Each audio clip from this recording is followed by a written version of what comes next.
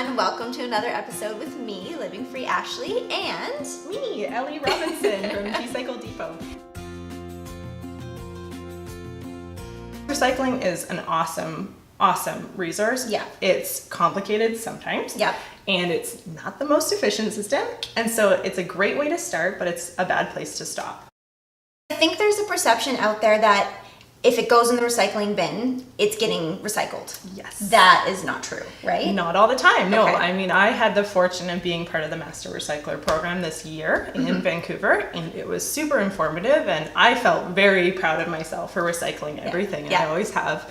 I wore that badge of honor for many, many years. Yeah. And then once you see it accumulate in your house, you just realize that you need to just minimize how much you create in the first place, because recycling is a tricky industry. People don't know how to recycle properly. Yeah. A lot of contamination happens in recycling, especially with dirty containers or broken glass, and then it all ends up in landfill. Right. So just don't make the garbage to begin with. Oh, yeah, that's easy, right? Right. So easy. Yeah. I remember you saying, you actually just said this to me last week, I think, that it's reduce, reuse, recycle. Like, we think like, oh, recycle, that's like the best thing to do, but it's actually number 3 out of the 3 R's. Yes. Yeah. So reduction is number 1. Right. And actually there, in our zero waste community, it's expanded to the 5 R's. Oh. Refuse is now number 1. Refuse plastic, refuse packaging, refuse containers. Then reduce what you need to buy in packaging.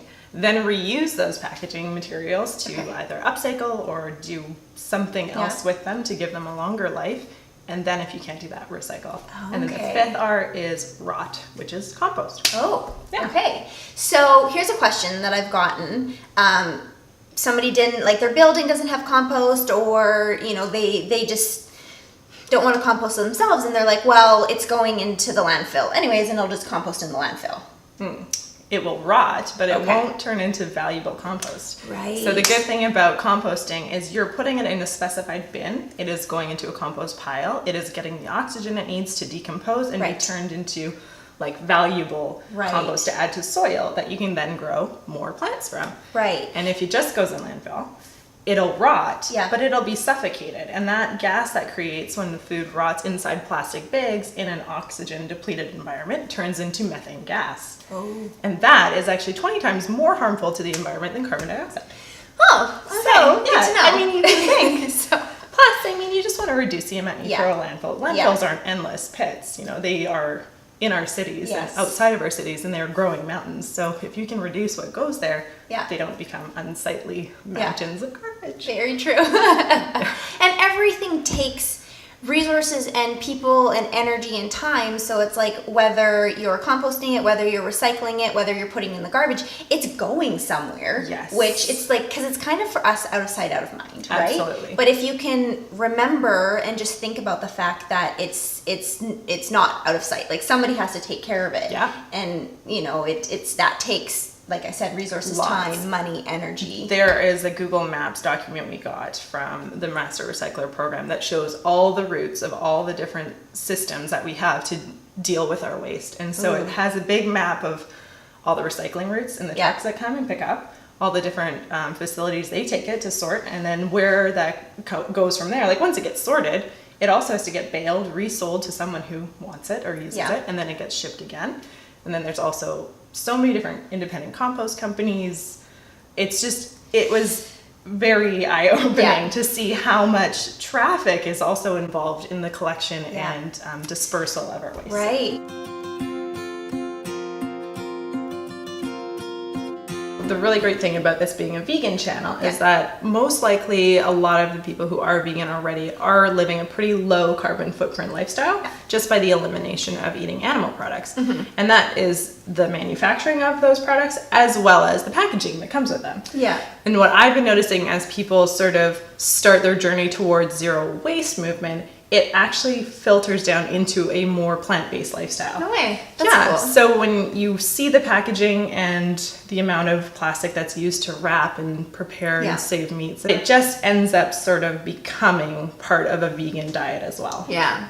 Yeah. I think I kind of put the cart before the horse in my journey because I went vegan before I went package free, but but like when I went vegan, it was because of physically how I was feeling. Yes, yeah. And then of course you start learning about the environmental aspects of eating meat and, you know, the animal aspects of it.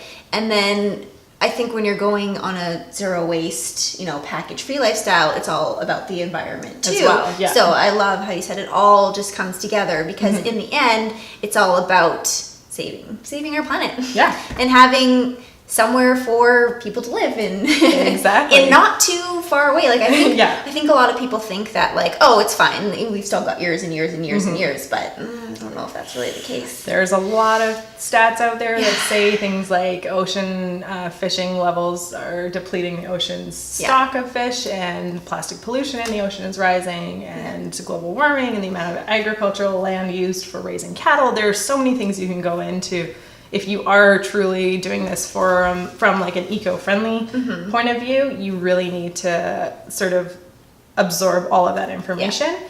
And ultimately, you will end up focusing on a plant-based diet. Yeah, you did it.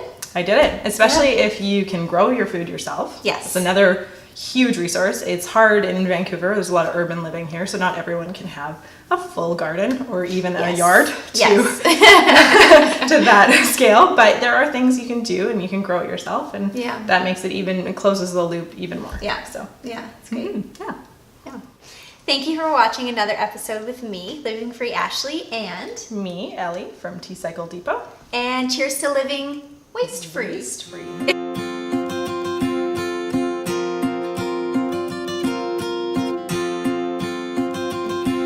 can say that. Okay, I'll try. No pressure. I need Diablo to hold the key card. He's in Mexico. There's so many outtakes. I love this. Oh man. Okay. All right.